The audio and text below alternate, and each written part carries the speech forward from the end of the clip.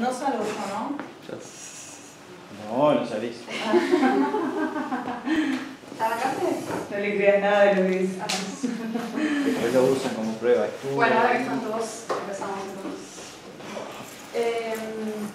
Algo importante que nos queda ver dentro de la temática de formación y evolución con el disco de gas de los planetas es la interacción planeta-disco de gas. Ayer vimos cómo formar un planeta a una posición fija, in situ, ese modelo famoso de Polar 96. Pero en verdad, bueno, el planeta interactúa con el disco de gas, hay un intercambio muy angular y eso hace que los planetas se muevan en el disco. Eso es lo que vamos a ver hoy. En la primera parte, tenemos 3 partes de la clase de hoy. Sí, pero bueno. Antes de empezar, una aclaración del material que presento aquí. La mayoría de las slides que voy a usar de las diapositivas pertenecen al curso de Willy Clay. Es un curso de formación planetaria que dio en Suiza en el 2015. Y él escribió un capítulo de review, de revisión sobre ese curso que dio. El capítulo está acá, en este link. Así que pueden estudiar de ahí. Y voy a mostrar algunos videitos que están todos hechos por Fred y Macet, que están en su página web. Así que hecha esa aclaración, empezamos. La teoría estándar de formación planetaria tiene algunos problemas para explicar ciertos planetas, como por ejemplo los Júpiter calientes, que vimos que el primer planeta descubierto por Mayor y Mayor fue un Júpiter, ¿se acuerdan? Con un periodo orbital de 4 días. ¿Sí? O sea, era un Júpiter caliente, muy cerquita de a su estrella central. Y si se acuerdan de lo de ayer, cuando hicimos la formación in situ, es muy difícil poder formar un planeta tan cerca de la estrella. Porque si se acuerdan, la tasa de acreción de sólidos, ¿se acuerdan que tenemos que primero lograr que el núcleo del planeta crezca hasta una masa crítica? A partir de esa masa crítica, la agricultura va a crecer muy rápidamente y podemos formar un planeta gigante. Pero la tasa de acreción, para poder formar ese núcleo sólido, la tasa de acreción de sólidos, es proporcional a la densidad superficial de sólidos. Y en las zonas muy internas del disco está todo tan caliente que casi que lo más probable es que ni siquiera haya material sólido, porque está todo en forma de vapor. O sea que ya hay un problema con el modelo de acreción del núcleo. Incluso si hay material, hay muy poco, porque acuérdense que en las regiones externas, porque el agua puede condensar, ¿sí? Porque son regiones más frías, tenemos más material sólido y eso hace posible que haya más material disponible para hacer crecer ese núcleo. También, si se acuerdan el concepto de masa de aislación que vimos en las zonas muy internas, acuérdense que era muy chiquita, o sea que rápidamente, si algo pudiera crecer ahí, rápidamente se le acaba el material de su zona de alimentación. O sea que es un problema, por eso fue un descubrimiento tan novedoso en su momento el primer exoplaneta, porque las 2 personas que lo descubrieron de hecho demoraron mucho en poder en anunciarlo, porque no lo podían creer que hubiera un planeta como Júpiter tan cerquita. O sea, la teoría decía que eso se formaba lejos. Y ahí fue donde empezó a darse de pelota todo el tema de la interacción del planeta disco de gas, aunque la teoría ya estaba hecha de fines de los 80, ya había bastante teoría desarrollada, pero estaba como guardada en un cajón, porque no se precisaba para entender el sistema solar. Entonces vamos a mirar un poquito. También hay problemas para explicar órbitas muy excéntricas iluminadas y bueno, la interacción disco-planeta ayuda.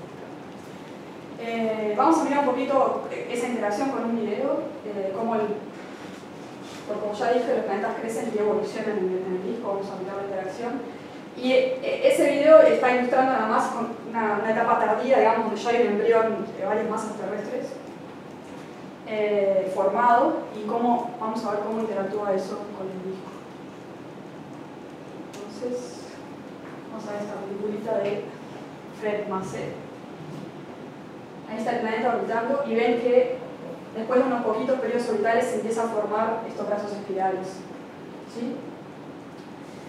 Esos brazos espirales van a ejercer cierto torque sobre el planeta. Y eso va a hacer un cambio en el momento angular y que el planeta empiece a migrar. Aquí está fijo, está forzado a estar fijo. Hay 2 contribuciones principales al torque que siente el planeta. Una viene por esos brazos espirales que mencioné recién, y eso se corresponde con los torques del IMPLA, también las resonancias que se llama resonancia de Lindblad, se puede mostrar con teoría, haciendo una perturbación en el disco y linealizando esa perturbación, se puede mostrar que los torques se ejercen en ciertos puntos que son donde ocurren las resonancias de Lindblad. No vamos a entrar en todo el desarrollo matemático porque es bastante complejo y la idea acá es darles un pantallazo de que te quede el concepto de qué tipo de migración hay y hacia dónde vamos por el planeta. Pero bueno, en los capítulos review de Willy Klein pueden ver y ahí están todas las referencias de los trabajos originales donde se desarrollan estas pruebas. Entonces tenemos ese torque de los brazos que generan los brazos espirales sobre el planeta, pero además tenemos este otro torque, que esto se desarrolló más tarde de esta teoría, que es el torque en la región de corrotación. Acá lo que estamos viendo es, acá está el planeta, y es en un marco donde si nos paramos arriba del planeta, una partícula de gas que tenga el mismo semieje que el planeta. El planeta va a ver que tiene esta órbita, ¿sí? Capaz que lo han visto en mecánica celeste con el tema de las resonancias. Hemos contado también la región de herradura. Entonces, la idea, acá también va a haber intercambio de momento angular. El planeta va a ver que una partícula que viene de un poquito externo hace este giro en U y ahí pierde el momento angular, entonces eso le daría un momento angular al planeta. Y viceversa, si cuando esa partícula llega hacia el otro lado, esta misma órbita interna da la vuelta en U, aumenta su momento angular por la interacción gravitatoria y el planeta lo perdería. En principio parecería entonces que esto genera un torque que se cancela, pero no es lo que pasa. O sea que también hay una contribución del torque por la región coorbital.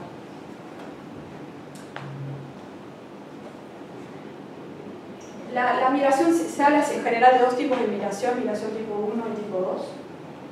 La migración tipo 1 corresponde a planetas de relativamente baja masa, algunas masas terrestres hasta varias masas terrestres, 30, 40, depende un poco de los parámetros del disco. Pero ¿por qué baja masa? Porque justamente la teoría se desarrolla, como ya dije, viendo cuál es la perturbación del planeta, pero esa perturbación es pequeña y por eso se puede hacer linealizar esa teoría. Y ahí viene toda la matemática de la migración tipo 1. O sea, como el planeta no es muy masivo, no hay ninguna brecha que se forma en el disco.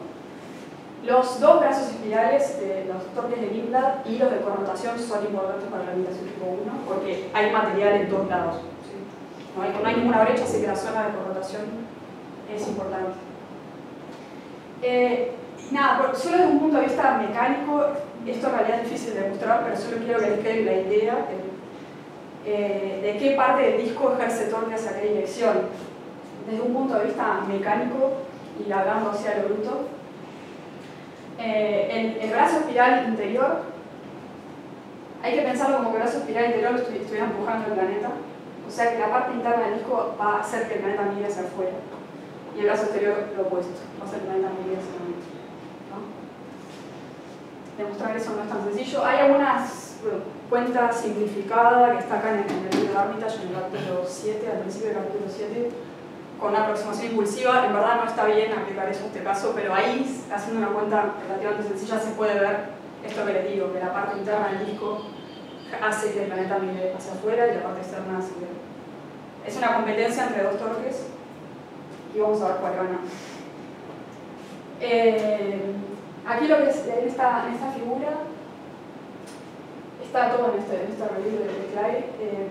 Lo que muestran es la densidad de torque, o sea, la integral, el cero es la posición del planeta, o sea que los números variables negativos significan partículas de gas que están todas en órbitas interiores al planeta y aquí serían todas las que están en órbitas exteriores.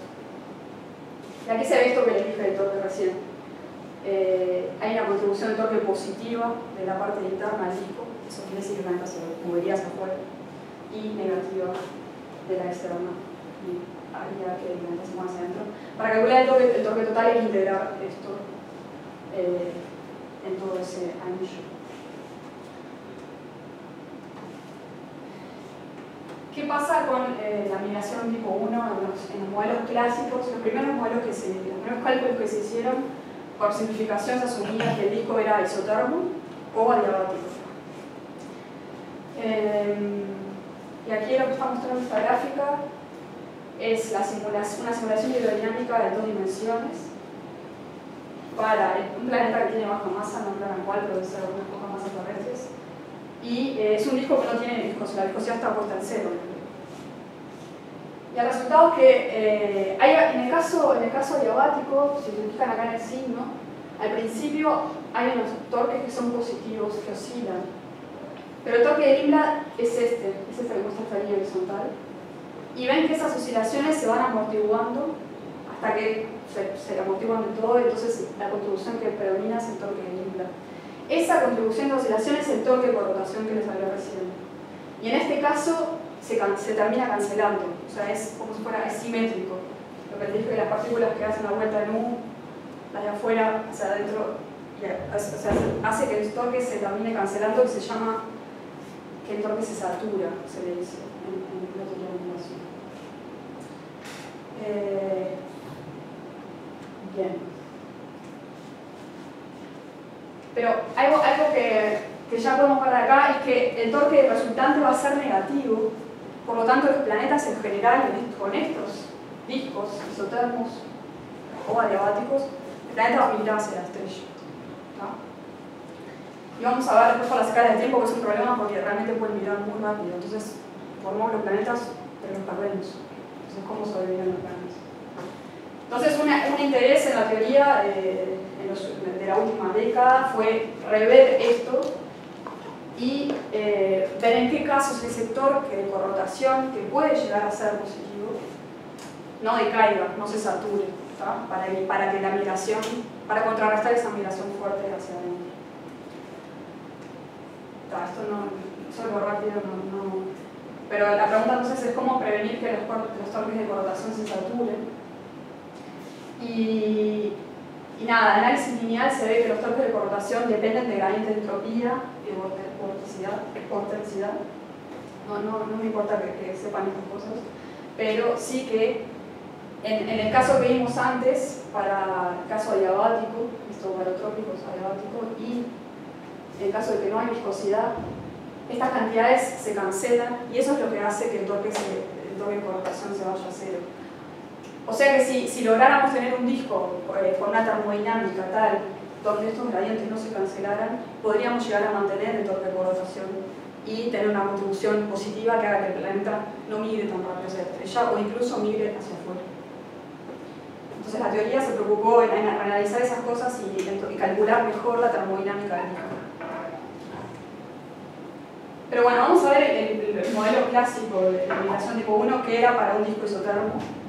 Es este trabajo de Tanaka y colaboradores del 2002. Y vamos a ver el videito. También de Marcelo. Acá estamos parados en el centro de coordenadas, es arriba del planeta, ¿sí? Por eso no lo ven orbitando. Y es un disco isotermo. Y ven que el planeta migra hacia la estrella, ¿sí? La migración es hacia adentro, o sea, el torque total es negativo. Y esto se ve matemáticamente de estas simulaciones hidrodinámicas con estos, se derivaron estas relaciones empíricas y se ve las distintas contribuciones del torque. Estos son los torques debido a las resonancias de Lindblad, de los brazos espirales. Esta es la presión para la región de corrotación y este sería el torque total. Alfa, acá en este caso, tampoco lo confundo un poco con la viscosidad, pero alfa es simplemente el exponente de la densidad superficial del gas. ¿Sí? O sea que, como el disco es isotermo, la única cantidad de la que puede depender realmente es de alfa. Resultados.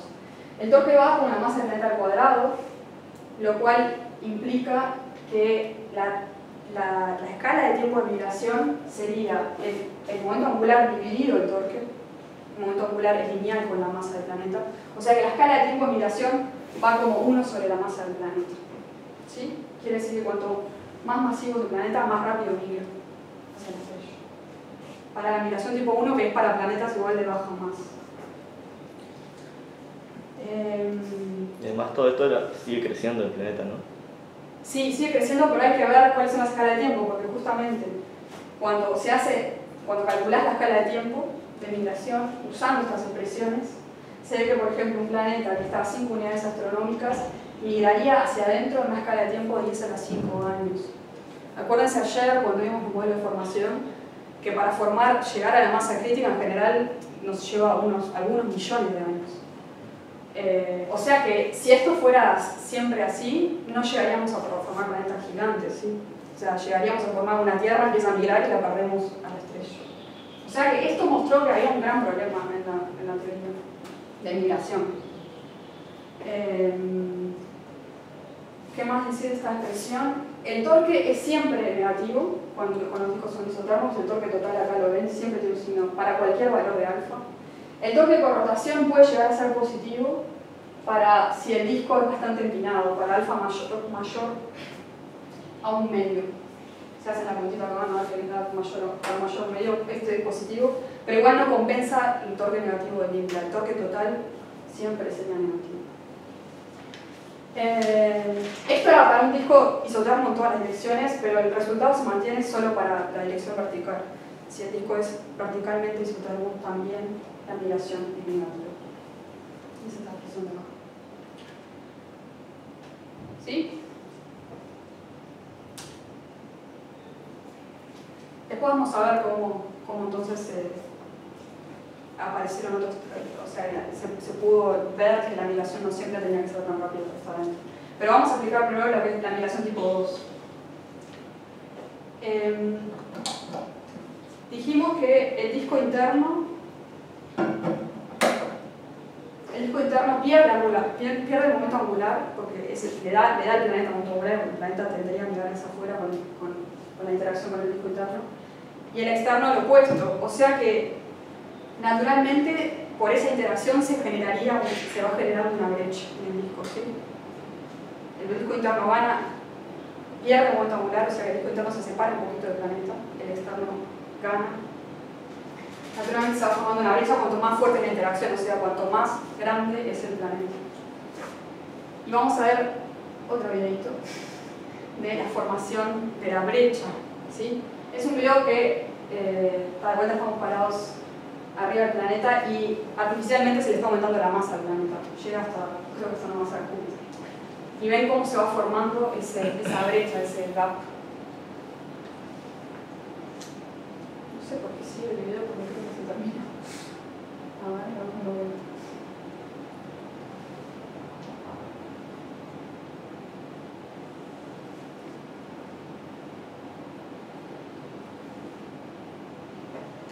Qué lindo, ¿no? Bueno, una vez que se forma esta brecha, la suposición esta de que el torque que hace el planeta contra el disco es una perturbación nada más, ya no es válida, no se puede, la matemática cambia, y no se puede hacer ese análisis lineal. Y el torque tiene que ser calculado de una manera autoconsistente con un modelo de evolución viscosa del disco. Acá en esta gráfica vemos cómo se va formando esa brecha a medida que aumentamos la masa del planeta. ¿Sí? Cuando tenemos 0,03 la masa de Júpiter, esto empieza a formarse. Y cada vez más pronunciado. 0,3 la masa de Júpiter sería más o menos la masa de Saturno, ahí ya el gap es bastante pronunciado. La formación del gap sigue esta expresión, esto empíricamente de las simulaciones hidrodinámicas, donde esta K tiene esta expresión. Q es la razón de masa con la estrella, del planeta con la estrella.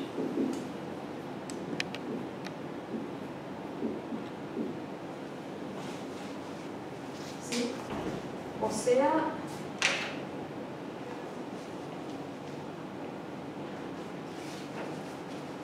y alfa es el alfa usual de viscosidad, el parámetro, ¿se acuerdan de Shapura Sunyaev? De esta expresión entonces que se ve que el gap aumenta con la masa del planeta y aumenta también cuando disminuye la viscosidad.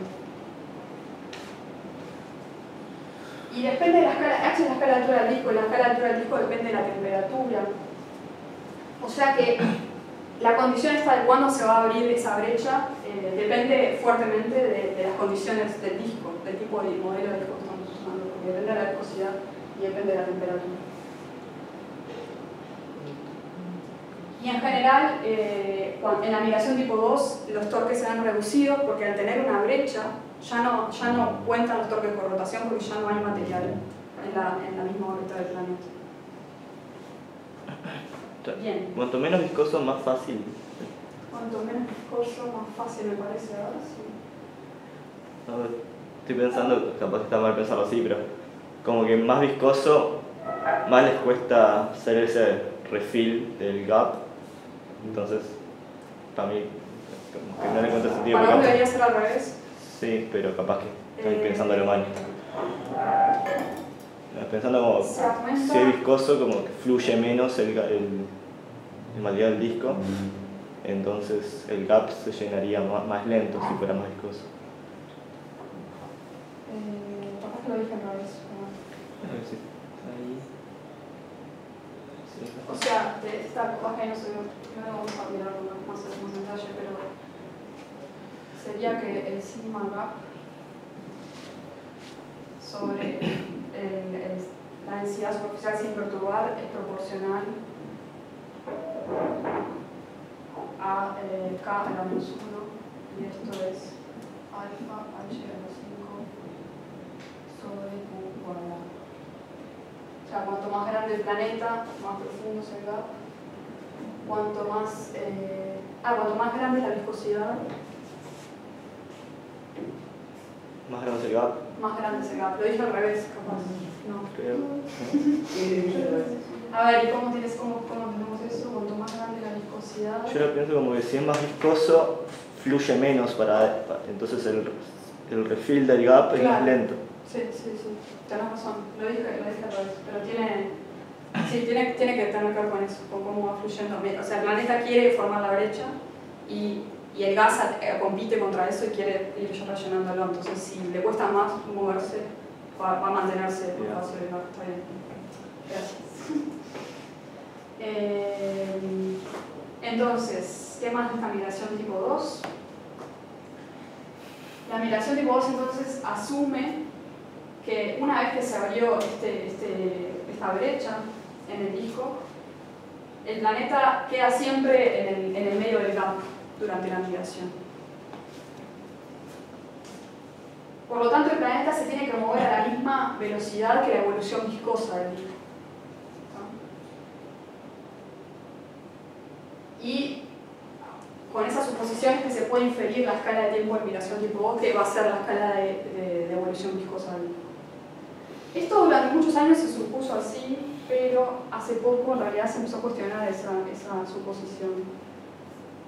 Porque bueno, en principio nada obliga al planeta a quedarse en el medio del gap.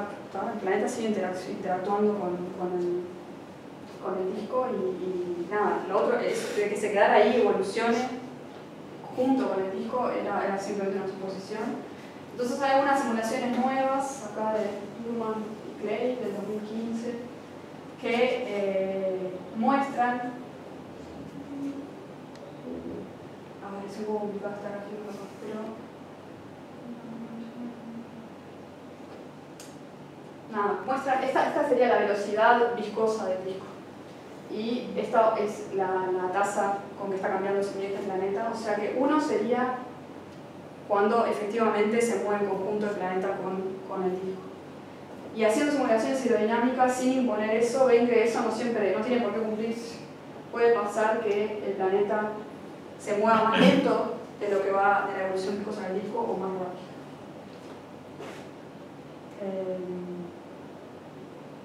Pueden ver detalle en la gráfica, pero ese es el mensaje.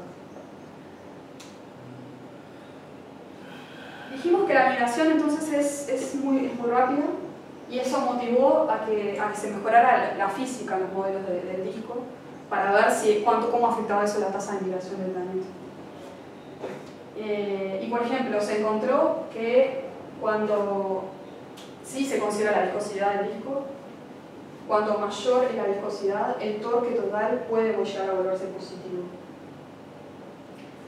Acuérdense aquello que había un gradiente de la viscosidad que cuando eso es cero, el torque de corrotación se terminaba anulando.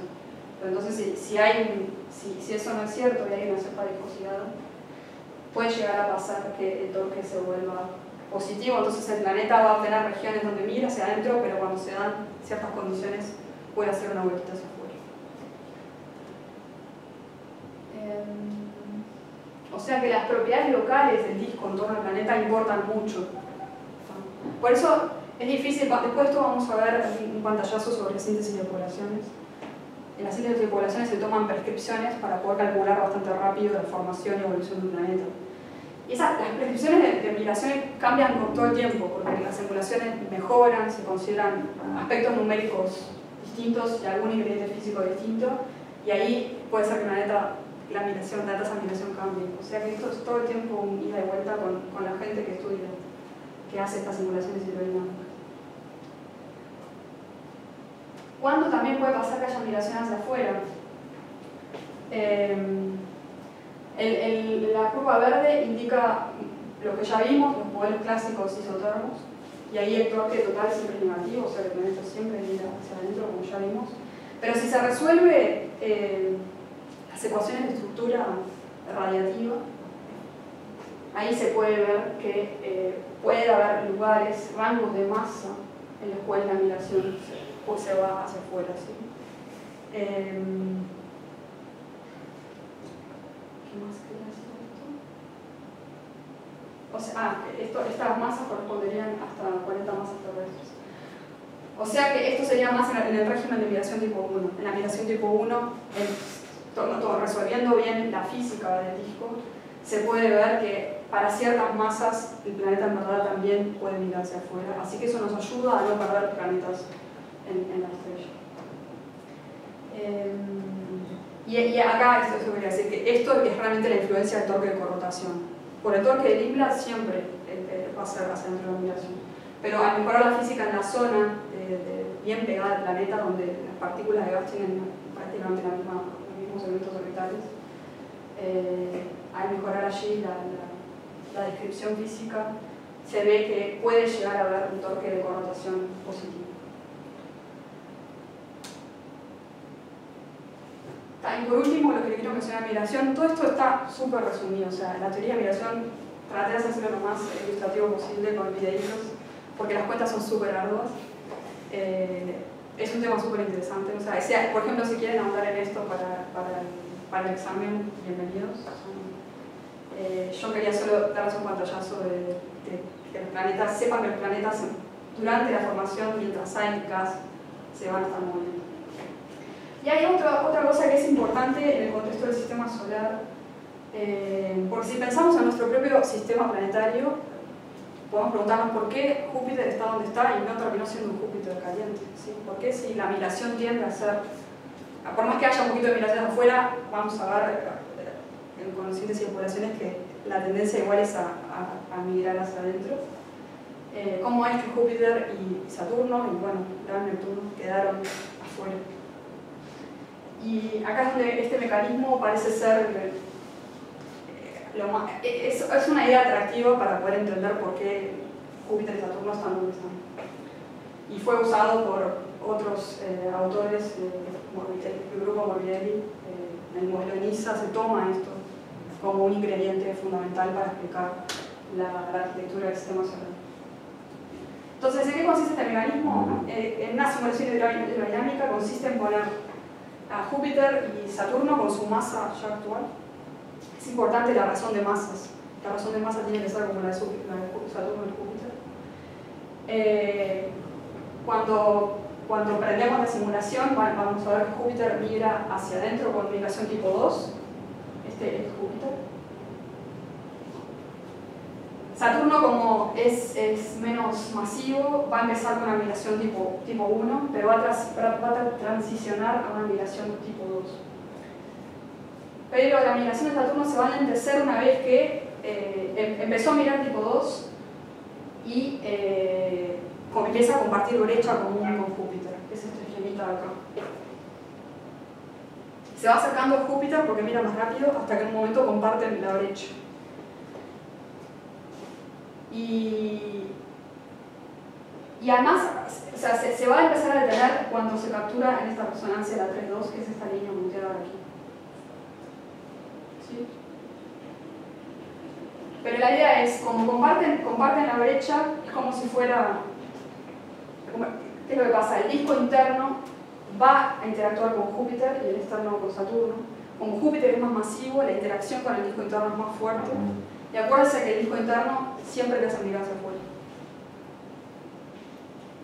Entonces, lo que va a pasar es que cuando empiezan a compartir el gap común y además están atrapados en resonancia y van a empezar a migrar en conjunto hacia afuera. Esto es lo que le llamamos el mecanismo Massets negro, que fue encontrado por estos autores en el mundo. O sea que esta también es otra forma, si pensamos en que los planetas no crecen solos en el disco, si hay otros, hay compañeros planetarios, la interacción entre planetas con el disco puede generar ciertos tipos de migración que con un planeta solo no existirían. Y la interacción entre Saturno y Júpiter es amena porque están en resonancia, por eso no me perturban todo el disco.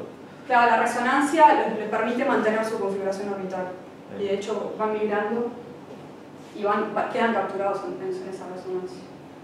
Pero creo que, si no me acuerdo mal, las excentricidades aumentan, pero es una configuración resonante estable. Por eso no se rompe a pesar del movimiento. Creo que esto sería lo último de migración. ¿Tienen alguna pregunta? En física planetaria habíamos visto algo más clásico, capaz que eso fue lo que dijiste, que estaba mal pensarlo así, por fricción del disco. O sea, que la transferencia del momento angular se da por fricción tangencial entre las partículas del polvo y el planeta. Como que el disco interno gira más rápido. Sí, esa es la aproximación impulsiva, es lo que les digo que es la vuelta más sencilla que se puede ver, que está ahí al principio del capítulo 7 de Armitage. Pueden hacerla y es una forma que uno dice, es verdad, que el cambio de velocidad, ves el signo, que si estás afuera del planeta, esa partícula tiende a perder momento angular, tiende a ganar momento angular. Sí. La que está afuera tiende a ganar momento angular, o sea que el planeta va por adentro y al revés, la de adentro tiende. Cuando hablas con la gente que hace hidrodinámica te dicen que en realidad la cuenta posta tiene que ser hidrodinámica, que eso es una simplificación de partículas, en realidad tenés un fluido. O sea, pero está bien hacerla para quedarse más contento y no quedarse solo con el mensajito, pero háganla. Es parecida a la vuelta del enfocamiento gravitatorio, es un poquito más larga, por eso no quería poner una hora en hacer. Una pregunta, no sé si tenés idea más o menos, en base a las observaciones, o sea, ¿qué tan común es que los planetas gigantes no lleguen a ser Júpiter caliente? Es que una pregunta. No, se sabía, porque no sé, digo, más o menos qué porcentaje de los sistemas descubiertos tienen Júpiter caliente, porque vos podés no descubrir los otros planetas por el sesgo observacional, pero los Júpiter calientes sí. Sí, en realidad los Júpiter, cuando haces la corrección por secos, la cantidad de Júpiter caliente es bastante chica. No son tan comunes. No son tan comunes. Lo vamos a ver ahora con ciencia y población.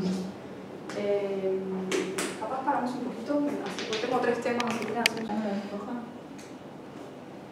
sí, para una aclaración que nos quedó de cuando vimos la apertura del gap, que dijimos una cosa mal con la viscosidad.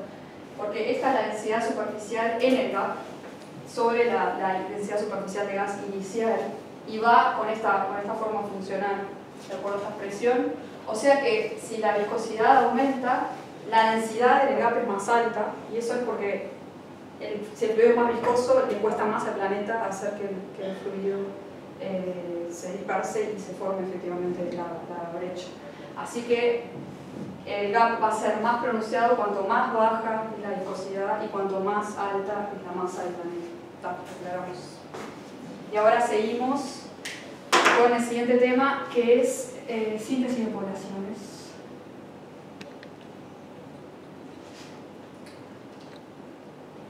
¿cuál es la motivación de hacer síntesis de poblaciones? Como les dije antes, síntesis de poblaciones, la idea básica es tratar de poner en modelos, integrar distintos modelos, hacer modelos integrados con leyes simplificadas de todos los procesos físicos que ocurren en la formación planetaria y para poder modelar de una manera relativamente sencilla el conjunto de todo lo que va pasando en el planeta y la idea es poder comparar con las observaciones. Entonces, ¿cuál es la motivación de hacer esto?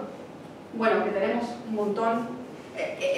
La síntesis de poblaciones es un tratamiento estadístico, ¿tá? Y hoy en día se puede usar esta estadística porque tenemos muchos exoplanetas descubiertos, más de 4.000. Y no es posible modelar cada sistema que se descubre individualmente, o sea que hay un interés en mirar a la población global de exoplanetas y tratar de entender las tendencias, y eso se hace estadísticamente. Por ejemplo, tratar de ver qué características tienen cuando hacemos diagramas de masa, semieje, o de cuál es la densidad, si se conoce masa y radio de los exoplanetas. Y ya, cuando uno manda esas gráficas que las vamos a ver ahora, ya se ven ciertas estructuras, así que es interesante saber si con el modelo de formación eso se puede reproducir. Entonces la idea es combinar, como ya dije, distintos modelos de evolución de disco y de crecimiento del planeta con su evolución dinámica también.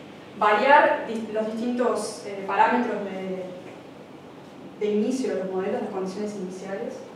Acuérdense que las condiciones iniciales están dadas sería la foto del disco al principio de la formación. De las observaciones sabemos que hay una distribución posible de masas, de perfiles de densidad. Entonces la idea es tomar distintas combinaciones posibles y hacer ese tratamiento estadístico y ver qué obtenemos. Y la gracia de esto de ciencia de poblaciones es identificar qué parámetros son cruciales para que el planeta haya quedado, por ejemplo, en esa posición y con esa masa, o un conjunto de planetas que tengan esas características. Los primeros que hicieron esto de ciencia de poblaciones fueron Ida y Min en el 2004, y después está el grupo de Berna, Alibert, Benz, Morosini, 2005, y muchos trabajos posteriores de estos dos grupos que al día de hoy siguen publicando en síntesis de poblaciones. Lo que realmente queremos responder es qué tan efectivo, cuál es el efecto de los procesos combinados en darle forma final a la arquitectura de los sistemas, ¿sí?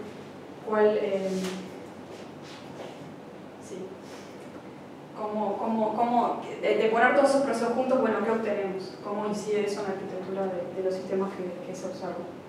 Y además, obviamente, si podemos explicar lo que se observa estadísticamente de los exoplanetas, lo podemos explicar con nuestros modelos integrados de formación.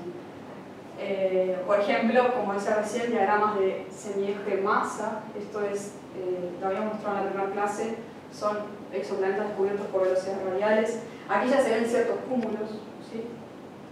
Estos serían los Júpiter calientes, los que están adentro de una distancia orbital menor a 0.1 unidades astronómicas. Y acá también hay un montón de planetas gigantes, pero que están más lejos, más hacia 1 unidad astronómica. Y estos serían los descubiertos por tránsitos, entonces lo que está ploteado acá es el periodo orbital y el radio. No vamos a hablar mucho del radio, porque para poder calcular el radio hay que hacer, no es solo el radio no es una cantidad que venga dada de la formación. Después de que el disco se dispersa pasan giga-años de evolución en los que el planeta se sigue enfriando contra el reloj. O sea que a los modelos de formación hay que sumarle toda esa evolución térmica para poder calcular de forma precisa el radio y comparar ahí con las observaciones. Que se está haciendo eso. Entonces, ¿cuáles son las suposiciones de estos modelos integrados y qué física incluyen? Hay que tomar condiciones iniciales para los planetas, por ejemplo, la distancia orbital inicial, densidad superficial de gas, densidad superficial de sólidos. Bueno, y hay que calcular, como ya dije, el crecimiento y la evolución orbital, incluso por giga-años, para poder comparar con los sistemas que son como el sistema solar en cuanto a edad, son viejos. Y todo lo que estuvimos viendo estos días, ¿sí? modelos estos, sobre todo los grupos de Werner, que incluyen mucha física del crecimiento de los planetas, crecimiento oligárquico, la creación del gas que vimos ayer, la creación de los sólidos, la migración de la que acabamos de hablar, también hay que incluirla. Los planetas van a ver que se van a mover en el disco. La evolución viscosa del disco, lo vimos en la segunda clase. El disco está evolucionando y eso afecta todo el tiempo las condiciones de borde para calcular la estructura del planeta. Va cambiando la temperatura, la densidad superficial de gas, la viscosidad. Y bueno, también la disipación del disco hay que incluirla porque sabemos de las observaciones que en el poco millón de años nos quedamos sin gas. Y algo interesante, por ejemplo, es estudiar el efecto que tiene la metalicidad, como qué pasa cuando se aumenta la cantidad de sólidos que hay en el disco, cómo afecta eso a los planetas que se logran formar. Y lo que se usa es un método Monte Carlo, por la parte estadística, se varían las condiciones iniciales de los planetas y los parámetros físicos como el alfa de la viscosidad, la metalicidad del disco, todo eso se toma de distribuciones. ¿Sí? Que en general tienen un valor medio, o sea, que esas distribuciones se trata de tomarlas de las observaciones. Este esquema en realidad a mí no me gusta, pero es para mostrar simplemente lo complejo que es en el modelo este que tienen en el Berna, estos modelos integrados. Hay distintos módulos en ese código. Hay un módulo que calcula toda la estructura del disco, todas cosas de las que estuvimos hablando en estos días, ¿sí? La estructura vertical, la estructura radial, la componente sólida, cómo evoluciona. Después hay toda una parte que es del planeta en sí, cómo interactúan el núcleo, la envoltura. Las flechas muestran todas las cantidades que se van pasando digamos, de una rutina a la otra. Y bueno, por supuesto también migración, la interacción entre distintos embriones, la interacción gravitatoria, las tasas de acreción. Todo esto se trata de incluir en estos modelos integrados. Y aquí un ejemplo para que quede más claro. Bueno, inicialmente tenemos un disco con, supongamos que estos son embriones, aunque está pintado como la Tierra de Júpiter. Entonces, ¿qué se tiene en cuenta? Se tiene en cuenta la acreción de sólidos hacia el embrión, se tiene en cuenta la formación de un planeta gigante, calculando la estructura interna y su tasa de acreción de gas. Se tiene en cuenta que los protoplanetas excitan a los planetesimales, el famoso crecimiento oligárquico. A su vez, los planetesimales sufren la fricción del gas, entonces eso compite con la excitación del protoplaneta y tiende a bajar la excentricidad. Y también pensando en planetesimales más chicos o incluso en pebes, cómo la fricción del gas afecta la órbita y el caimiento orbital y eso tiende a irse a la estrella. También tener en cuenta el intercambio de momento angular. Intercambio de momento angular en realidad entre planetas, pero como vimos recién, la migración, ¿sí? La interacción con el disco, interacciones gravitatorias entre los embriones. La disipación del disco, el disco no lo hablamos esto, pero el disco interno se trunca por el efecto del campo magnético de la estrella. La irradiación del disco, etc. Como era para ilustrar que hay un montón de efectos que hay que combinarlos, ¿sí? para tener un buen modelo físico de formación. Esto es un ejemplo de la formación de un sistema planetario en la que se ponen 10 embriones. Acuérdense, vimos ayer que el crecimiento oligárquico resultaba que el crecimiento oligárquico empieza cuando más o menos los objetos tienen una masa de la Luna, y eso se toma en general como condición inicial en estos modelos. Se asume cierta cantidad de embriones, eso es un parámetro libre del modelo, en este caso 10. Todos tienen la masa de la Luna, porque se supone que hasta la masa de la Luna crecieron con el crecimiento en fuga de sólidos, ¿se acuerdan del runaway del sólido? Pero después empiezan a crecer más lento, o sea que la simulación arranca en la etapa del crecimiento oligárquico y se asume un mar de planetesimales que está dado por la densidad superficial de planetesimales, además del modelo de disco. Y acá suelo ver cómo va a evolucionar el sistema. Los colores que van a ver en los planetas significa rojo, que es rocoso, y azul, ahí sí significa que el embrión estaba inicialmente más allá de la línea de Eck.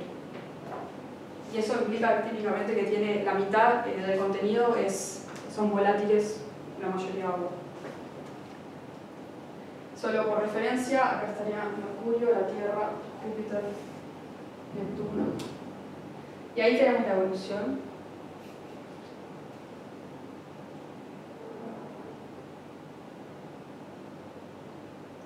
Y este es el tiempo, cómo evolucionamos. Entonces en este caso había 10 embriones y acá vemos 4 nada más, ¿no? ¿Qué pasó? Bueno, 2 de ellos se llegaron a ser planetas gigantes y lo que quiero que vean acá es estos patrones extraños de que eso es la migración. Los planetas arrancaron con este semieje, crecieron y más o menos cuando tienen una masa terrestre, aquí, empiezan a migrar. Y empiezan a migrar, se ve que en esta zona el régimen ese de corrotación hacia afuera es importante. Los planetas migran un poquito hacia afuera, pero después ya migran hacia adentro. Migración tipo 1 hacia adentro, que es rápida. Y después siguen migrando más lentamente, seguramente con una migración tipo 2. Los planetas que no se ven, yo creo que es porque acá se está graficando desde 0.1 masas terrestres. Puede ser que haya planetas que no hayan crecido. Creo que al principio hay uno que es eyectado, que es esta línea acá. Por interacciones gravitatorias a veces se pierden embriones. Entonces todo eso puede pasar. Puede ser que haya embriones que no crezcan mucho, si están sobre todo lejos. Puede haber material eyectado y puede haber algunos que logren llegar a convertirse en gigantes. ¿Sí?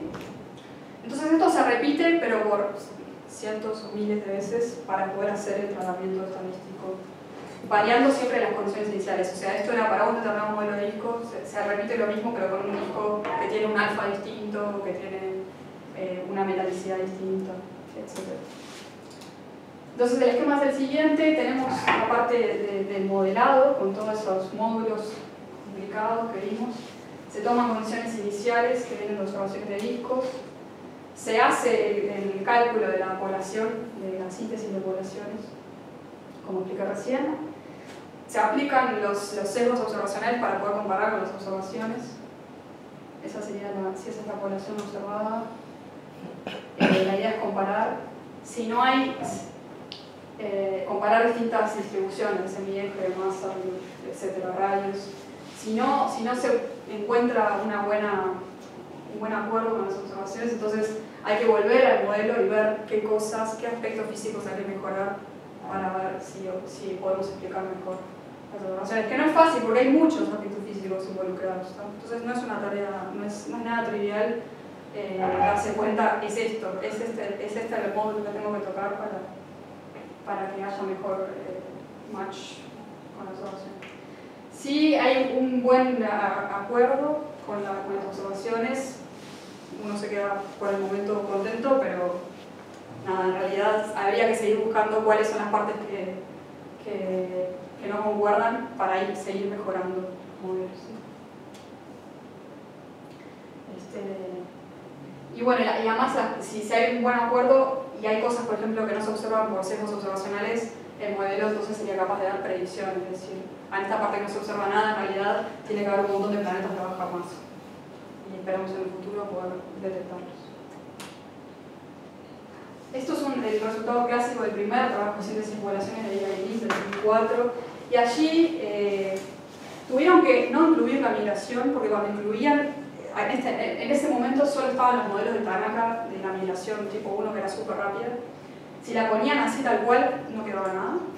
Entonces en esta gráfica muestran en realidad sin migración, no hay migración tipo 1.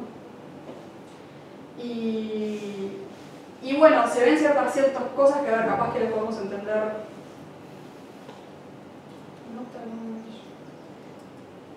En realidad, creo que dije algo mal, hay que revisarlo, pero llegan a formar Júpiter caliente, así que algún tipo de migración ponían, pero creo que lo que hacían era reducirla. Si la ponían tal cual era Tanaka, entonces perdían la mayoría de los objetos y hay que artificialmente poner un factor de reducción para que sobrevivan ciertos planetas. Así que esto acá está de todo. Entonces se encontraron que se formaban planetas gigantes, planetas terrestres, planetas que tienen hielo porque arrancaron a formarse más allá de la línea de hielo. Y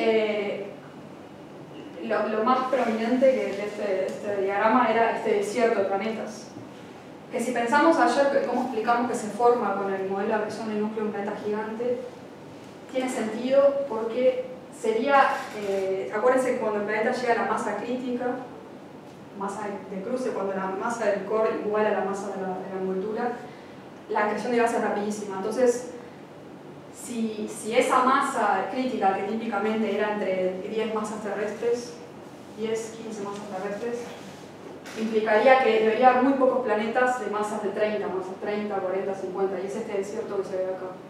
¿Sí? Porque esos planetas tendrían que estar apretando gas a lo loco, entonces es muy difícil terminar la simulación con una cantidad abundante de esos planetas. Y una pregunta, ¿y no puede pasar que esos icy planets que están a la derecha migran para completar? Sí, migran, en realidad migran. Yo creo que acá tengo que corroborar porque me hace ruido esto que digan que no hay.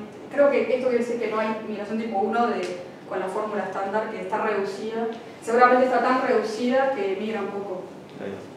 Pero en verdad pueden migrar muchísimo y pueden perderse en la estrella.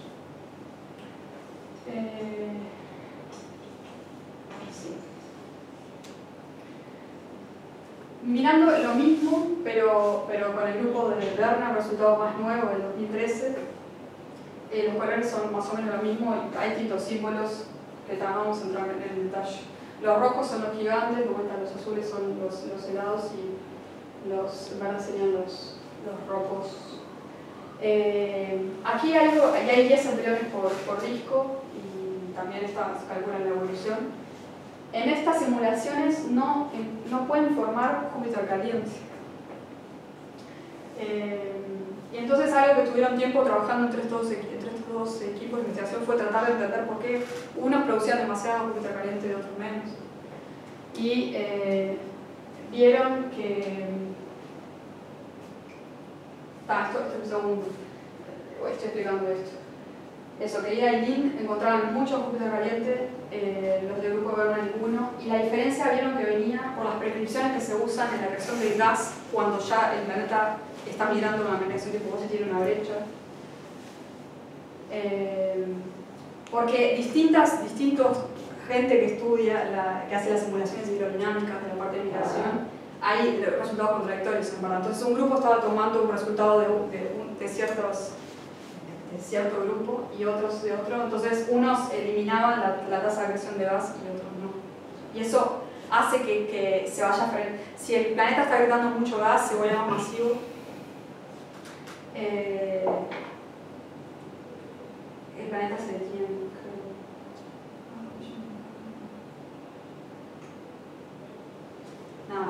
No quiero decir algo mal, pero la diferencia venía por eso y entonces se vio que es un aspecto que hay que seguir trabajando y entender mejor de las simulaciones hidrodinámicas cómo es que el gas se acreta cuando los planetas ya tienen una brecha formada. Algo importante, lo más destacable que el resultado más destacado que salió de estos primeros estudios de síntesis de poblaciones era que todos necesitaban reducir el tipo de migración, la migración tipo 1 de la clásica, la de Tanaka, la de los discos exotermos, porque si no se perdían casi todos los planetas. Y eso motivó a que la gente que hace las simulaciones aerodinámicas le agregara más física a los modelos de disco y se pudiera encontrar, por ejemplo, que a veces la migración es hacia afuera y eso termina enlenteciendo la migración hacia adentro. O sea que en ese aspecto fue importante el aporte de síntesis de población. ¿Qué pasa qué otras cosas se pueden ver con el síntesis de poblaciones? Por ejemplo, lo que se llama la función inicial de masa. Sería, cuando termina la simulación de formación, analizar la distribución de masas de los planetas formados en los distintos sistemas. Y esto viene también del grupo de Werner, con 10 embriones por disco. Y se encuentra que hay muchísimos planetas de baja masa. Acá estaría esa parte del desierto por el crecimiento en fuga del gas del planeta.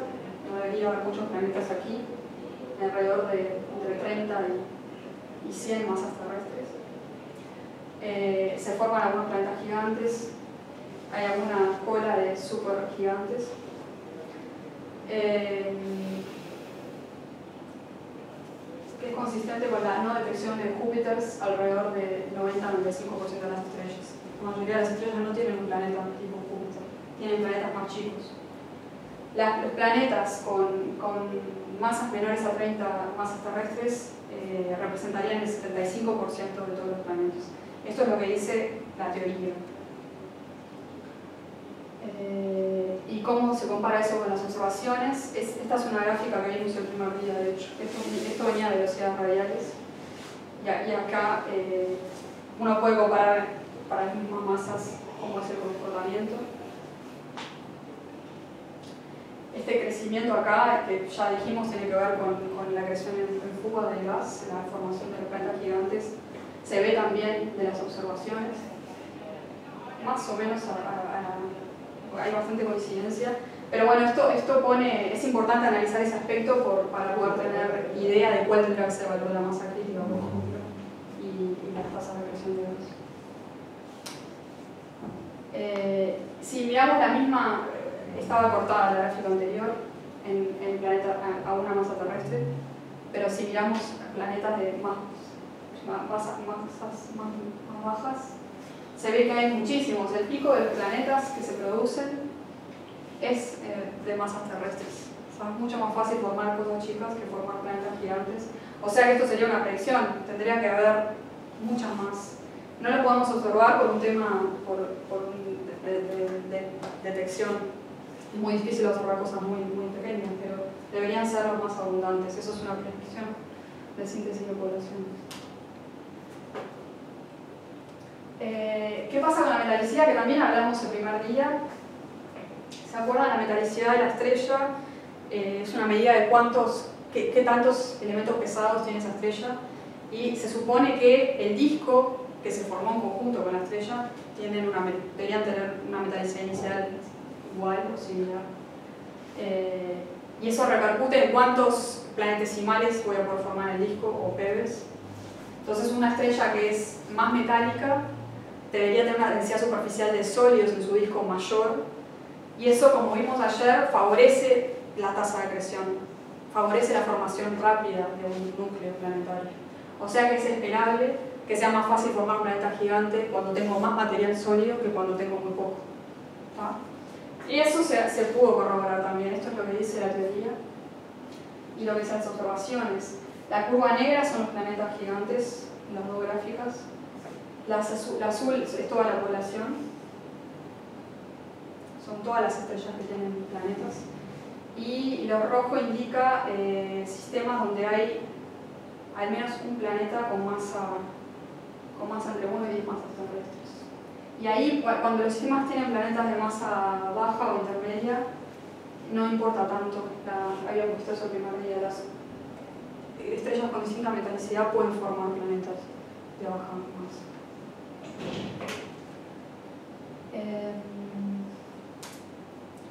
Y bueno, nada, ahora les voy a mostrar una simulación nomás para tener otra pantallazo. Esto sería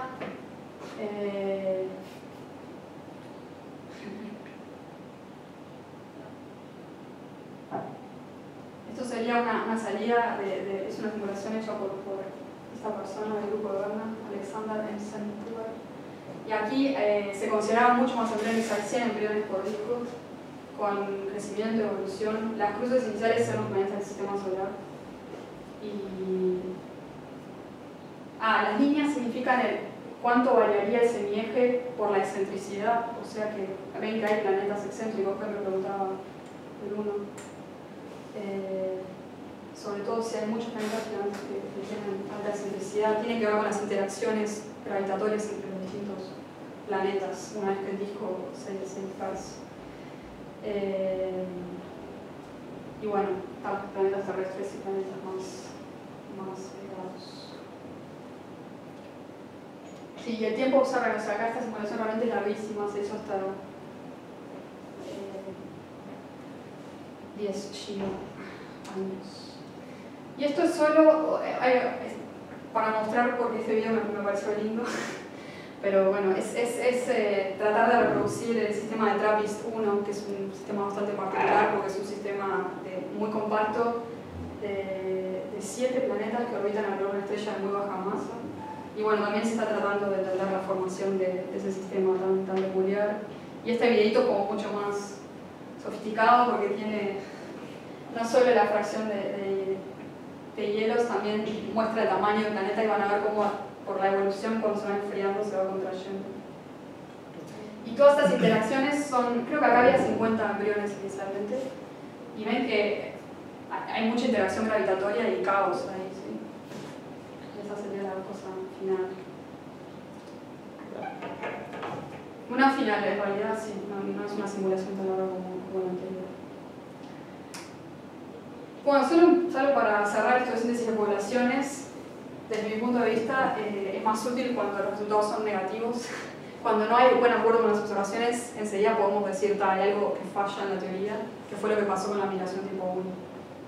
Y entonces hay que ir a golpear la puerta a los que hacen migración tipo 1 y decirles, che, acá esto no estoy perdiendo todos los planetas, fíjate qué está pasando con tu modelo, con qué física no estás incluyendo. Así que es útil para eso. Y cuando hay buen acuerdo con las observaciones, en realidad no se aprende mucho para mí porque uno piensa, mi modelo está perfecto, y hay tantas combinaciones de cosas dentro que puede ser que otra combinación de parámetros del modelo también reproduzca la observación. Entonces es un poco más, hay que ser bastante crítico. Porque se cancela. Y no todo el mundo, la mayoría, lamentablemente, en ciencia es como que solo se busca tener buen acuerdo y eso va en contra del pensamiento crítico. ¿Qué tal? Bueno, capaz hacemos un cortecito. Entonces, lo primero que quiero que vean es que analicemos el caso, que supongamos que en el disco, en el momento de formación de los planetas, los sólidos que dominan son planetesimales, esos que son kilométricos. Y queremos ver qué pasa con el agua a medida que evoluciona el sistema, a medida que pasa el tiempo, cuando todavía tenemos el disco de gas. Como ya les hablé en la primera clase, pero no lo vimos muy formalmente, se define la línea de hielo como la distancia a la que, en el disco de la estrella, a la cual va a haber una temperatura que permita que el agua esté en forma sólida, ¿sí? Y no en forma de vapor. Eso por las presiones del disco pasa más o menos a 170 Kelvin. Y está dibujado aquí. Entonces podemos decir, bueno, inicialmente tenemos nuestra posición de 170 Kelvin acá, así que todos los planetesimales que estén más allá de la línea de hielo van a tener agua. También hay roca porque los silicatos condensan a temperaturas altísimas, o sea que todo lo que esté de aquí para allá va a tener silicatos en forma sólida, pero además van a poder tener agua porque existe hielo a partir de esta distancia. Ahora, el disco, ¿se acuerdan que evoluciona? Que el material va quedando hacia la estrella y en general la temperatura, la localización donde la temperatura es 170 Kelvin, se va a ir moviendo hacia adentro, ¿tá? Pero ¿qué pasa con el agua? Eso no quiere decir que el agua siga esa línea. Eso quiero aclarar este concepto porque formalmente la línea de hielo se define a 170 Kelvin debido a la evolución del disco y debido al tamaño que tienen los sólidos, no necesariamente siempre va a haber agua ahí. En verdad, si pensamos en planetesimales, los planetesimales helados, si son grandes los planetesimales y el gas no les provoca decaimiento orbital, si suponemos, para simplificar, que se quedan fijos en su órbita, en verdad la línea de hielo estaría como fosilizada en la condición inicial, ¿sí? O sea, los planetesimales que tienen hielo siempre van a estar a esta distancia de la estrella, por más que el lugar donde la temperatura es 170 se vaya moviendo hacia adentro. ¿Sí? Eso si pensamos en planetesimales y la línea de hielo. ¿Qué pasa si los planetas, pensamos en el escenario de la creación de Pebles, ¿sí? Las Pebles eran de centímetros y las Pebles se van a ir rápidamente hacia la estrella por la fricción del gas. Entonces ahí cambia la cosa. Acá las flechitas están diciendo que esas Pebles están sufriendo el drift radial. También tenemos inicialmente nuestra línea de hielo en este lugar. Pero acá el material se está moviendo, no solo el disco con su temperatura, la línea donde hay 170 Kelvin se va moviendo hacia adentro, también las Pebbles. Y en general las simulaciones muestran que las velocidades son bastante, de drift pueden ser bastante altas para ese tamaño de pebbles. Entonces irían acompañando en realidad esa línea. En ese sentido, la línea de hielo seguiría siendo a 170 Kelvin y va a haber agua. Pero entonces al final de la vida del disco lo que va a pasar es que casi todo el sistema se me llenó de agua, porque el disco ya evolucionó lo suficiente, está mucho más frío, la línea de 170 Kelvin está muy cerca, entonces toda esta zona tendría que haber sido contaminada por agua, incluso donde hoy tenemos planetas terrestres en el sistema solar. Y esto ha sido un problema para la teoría de la creación de pebbles, porque si fuera realmente así, la Tierra tendría que tener muchísima más agua de la que tiene. Una pregunta. Sí. Del primer modelo. Pero no puede pasar que el hielo sólido también se mueva para la parte de donde están los rocosos y empieza a crear parte sólida. O es como que está todo estático en el primer modelo. No, no es que esté todo estático, eso era simple una cara como para simplificar la imagen. Lo que pasa es que vos decís que puedan colisionar y así cosas que estaban más adentro adquieran agua. O sea, sí, pero no entre planetesimales, sino que polvo de hielo por el drift se vaya para... Pero ahí lo que va a pasar es que cuando pase la línea de 170 se vaporiza. No, pero es como la línea se va moviendo, que cuando se mueve... Sí. Claro, como si fuera esta imagen, ¿no? Algo así, pero no con pebbles. Claro, si tenés los dos ahí es más complicado, vas a tener contaminación. O sea, digo que algo así, pero no con pebbles, tipo, como si fuera siempre polvo, o sea, un poquito más grande que los pebbles. Capaz que me estoy confundiendo con los conceptos. No, el polvo se habla cuando ya más chico que pebble, en realidad. Milimétrico, de micra a milímetro, y ya después, entre milímetro y metro, pebbles sería. Entonces, o sea, lo que ves que lo que antes era hielo se movió con la línea de hielo y no puede empezar a acretarse a los planetesimales que eran rocosos simplemente. Sí, es que sí, puede pasar también. Entiendo que va a tener una menor medida de agua. Ahora, el polvo más chico que las pebbles en realidad ¿se acuerdan de la barrera del metro? Lo que va a moverse más rápido en dirección radial son las pebbles y los objetos particularmente de 1 metro. El polvo muy finito en realidad está acoplado al gas y no va a sufrir drift radial.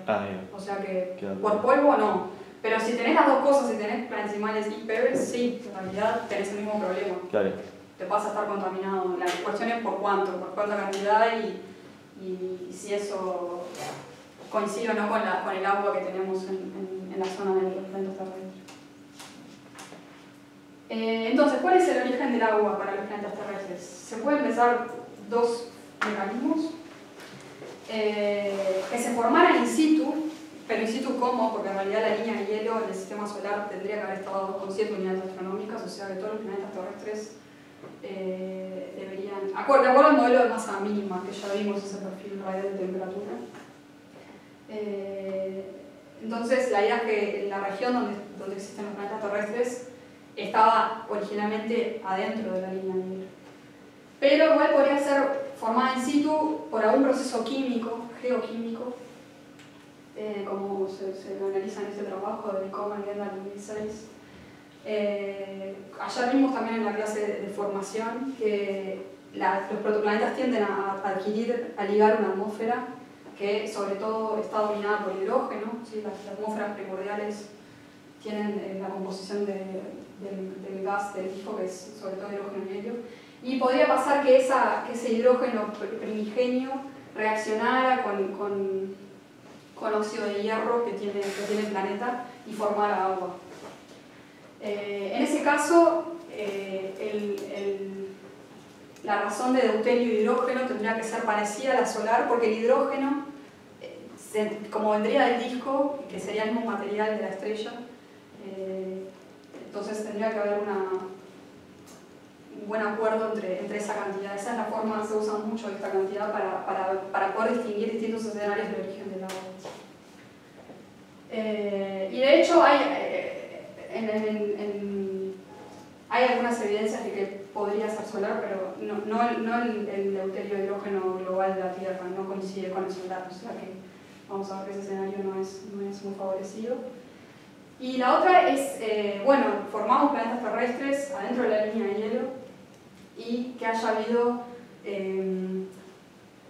delivery, todo se vuelve delivery, que haya venido el agua después por algún mecanismo dinámico, ¿sí? de material que se formó más afuera, que sí tiene hielo y que termina siendo, por evolución dinámica, agrietado por los embriones que están más adentro. Y esa es la idea más aceptada de cómo llegó el agua a la Tierra. Los primeros trabajos fueron los del modelo NISA, hay varios papers del año 2005 sobre el modelo NISA, pueden buscar el modelo NISA si quieren ver los detalles. Más nuevo es esta idea del escenario que se llama Grand TAC, y que es de este paper, y está todo resumido en este review de O'Brien. Es un review de O'Brien, perdón, de hace, creo que es el 2018, este es otro paper, pero hay un review que después se puede pasar, que está explicado todo. ¿Por qué había un video acá?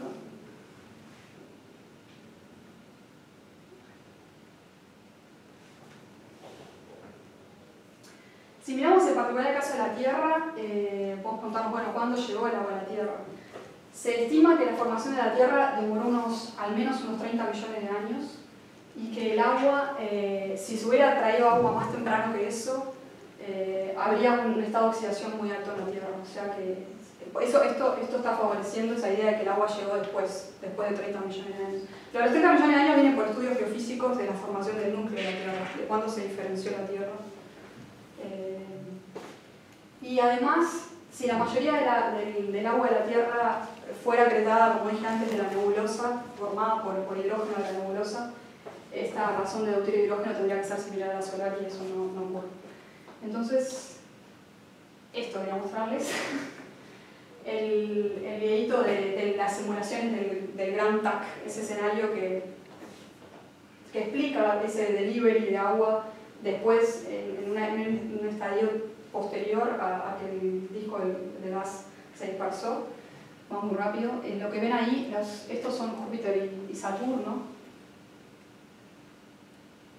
Y inicialmente lo rojo es lo que es seco, lo que no tendría prácticamente agua, y lo azul los planetesimales helados. O sea, los puntos de colores son planetesimales que quedaron, digamos, de cuando el disco de gas se disipó. Y acá están poniendo a Júpiter y Saturno y ver cómo es que ayudan a mezclar material. Si se fijan, ¿qué es lo que está pasando con Júpiter y Saturno acá? Que lo vimos más temprano. Vamos a ver si se acuerdan. Ni idea. Se están moviendo hacia afuera Júpiter y Saturno, ¿verdad? Ese es el mecanismo Macetes negro que vimos antes, ¿verdad? Ellos están poniendo ese resultado de esa simulación, y por eso están migrando hacia afuera. Y esa migración hacia afuera, por compartir la brecha común, ¿se acuerdan? Esa migración hacia afuera permite que el material que estaba helado, que estaba lejos inicialmente, sea enviado hacia las regiones internas del disco. Y esa sería una forma de proveer de agua a la región más interna del sistema solar, y que entonces pues los planetas que se terminan de formar, los planetas terrestres se terminarían de formar acretando este material, contienen agua. ¿Sí? ¿Qué sabemos en sí sobre el agua en la Tierra? La cantidad de agua en la corteza terrestre tiene este valor estimado, 2,8 por 10⁻⁴ masas terrestres. Y se estima, pero no se sabe muy bien, que en el manto de la Tierra hay 2 por 10⁻³ masas terrestres de agua, lo cual daría una cantidad máxima de agua de 0,23 masas terrestres. O sea, por más que tenemos océanos, es muy poquita el agua que tenemos en la Tierra. En realidad, desde el punto de vista astrofísico, somos un planeta seco, pero tenemos un poquito de agua. Esta gráfica lo que está mostrando es composición de distintos,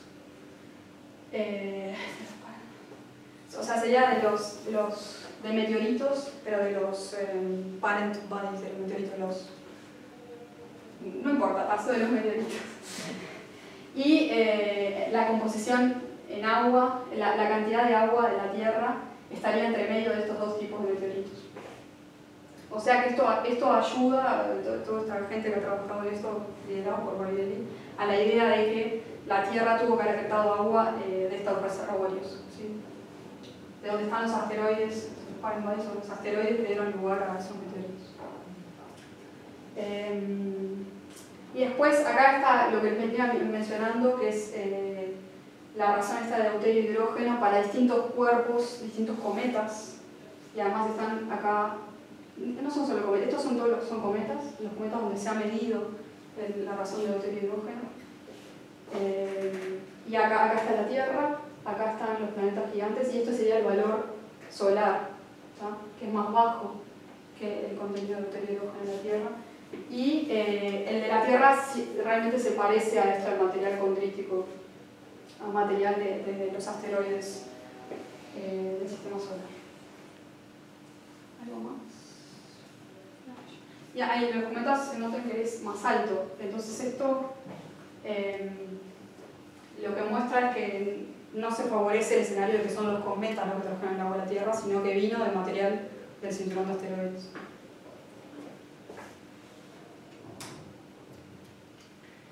Pero bueno, con lo que les mostré al principio, uno tendría a pensar que, como bien decía Bruno, si tenemos las observaciones muestran que había un montón de pebbles inicialmente en los discos, todo el disco habría sido contaminado por bastante agua, ¿sí? A lo largo de su evolución. Entonces no es tan claro por qué tenemos tan poquita agua en la Tierra, 0.23% de su masa. ¿Qué puede haber pasado? ¿Qué les parece? Ya les mostré un poco la otra diapositiva.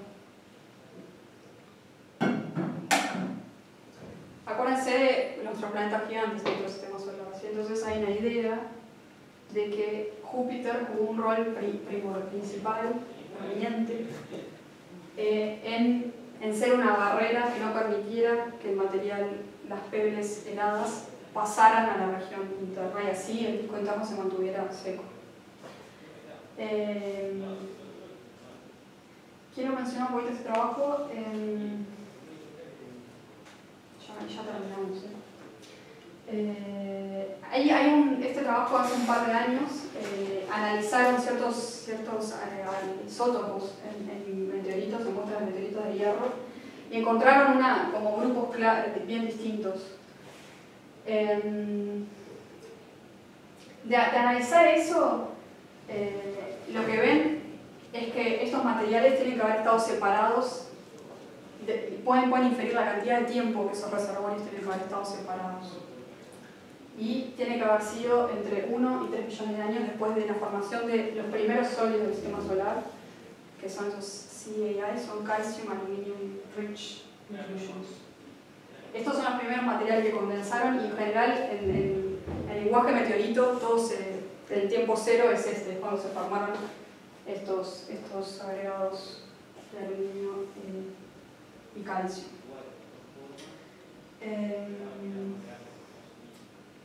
Sí, capaz que es un poco complicada la explicación de cómo llegan a este tiempo.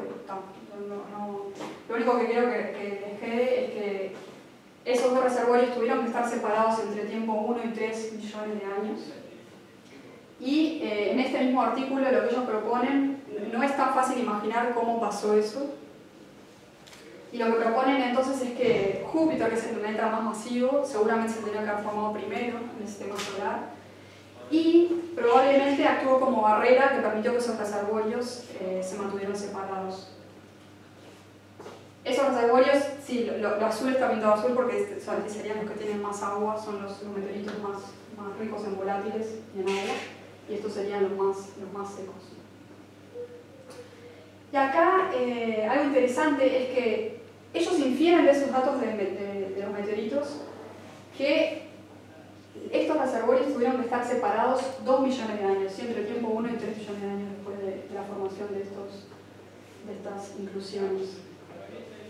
Entonces la interpretación es, Júpiter, ¿cuándo empieza a separar material? Cuando alcanza, pensando en que son pebbles que están moviéndose en el disco, ¿sí?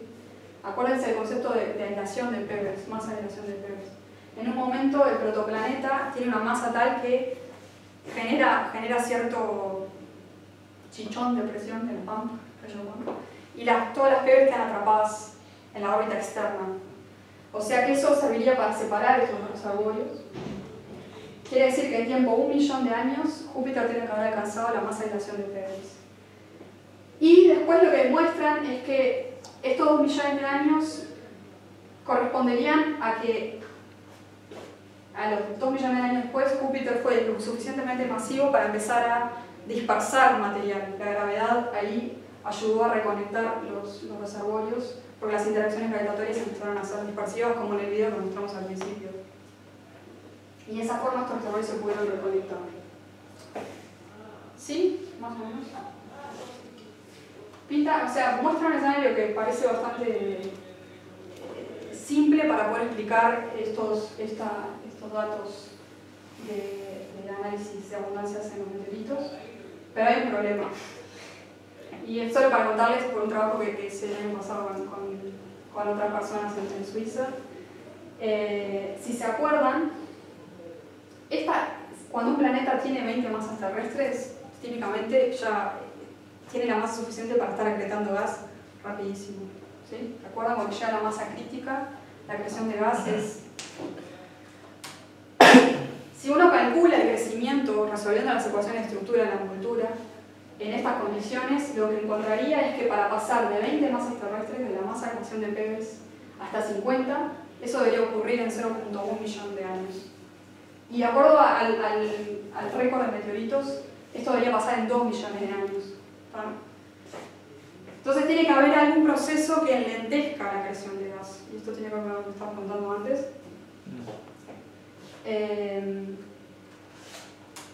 Y lo que nosotros encontramos es que una forma de poder mantener caliente la envoltura es que el planeta empiece a acretar más planetesimales y eso le dé calor a la envoltura y haga que la contracción sea más lenta. Entonces, el escenario que estamos proponiendo es el planeta no se va a formar, en particular para Júpiter, pero podemos pensar en las consecuencias para otros planetas, no se va a formar solo por Pebbles o solo por planetesimales. Al principio, el núcleo probablemente haya sido formado predominantemente por Pebbles, que es lo que más hay al principio en la vida del disco, y además porque la creación de Pebbles es muy eficiente. Una vez que se llega a la masa de aislación, los datos de meteoritos nos están diciendo que no puede ser que no pase nada, que se cancele la creación de sólidos, porque si eso pasara, la envoltura se acretaría rapidísimo y no tendríamos ese lapso de 2 millones de años. Si consideramos que el proto-Júpiter, a partir de la masa de aislación de Pebbles, sigue acretando sólidos pero en forma de planetesimales, entonces puedo mantener caliente la envoltura, dilatar esa acreción de gas, ese tiempo para acretar gas, y efectivamente cumplir con esos 2 millones de años. ¿Sí? Así que lo que estamos diciendo es que realmente el calor de la acreción de planetesimales lo que hace que la acreción de gas sea un poquito más lenta. Bueno, pero también estaba lo de que el bump, además de frenar los Pebbles, también frenaba el gas, ¿no? Entonces el runaway no era tan runaway. Claro, en realidad, o sea, hay que pensar o puede haber otros mecanismos que ayuden. Los casos que vimos nosotros no alcanzaban para realmente lograr los 2 millones de años. Entonces, bueno, como resumen de todo lo que se expliqué ahora, para que esto me empuje de cosas, pero resumen, los sólidos que condensaron en el sistema solar a una unidad astronómica tienen que haber sido secos, aparentemente, por los datos de meteoritos. La razón de deuterio y hidrógeno en los planetas terrestres y otros datos geofísicos muestran que los planetas terrestres tienen o tuvieron en el pasado, Marte tiene agua, pero capaz Venus, que tienen o tuvieron agua.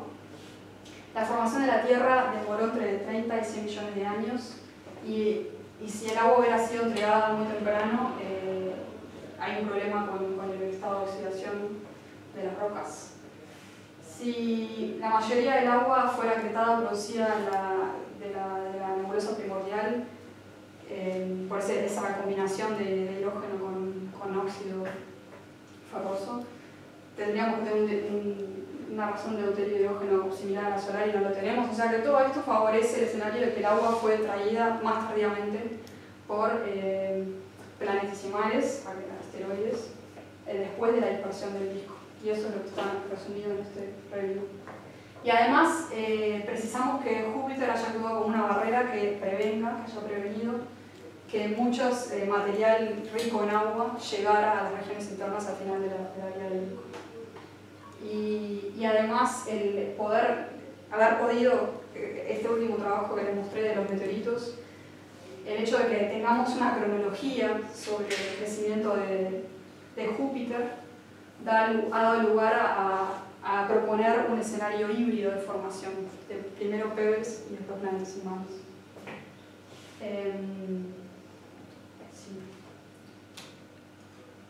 Y algunas consideraciones sobre ese escenario híbrido de pebble planetesimal.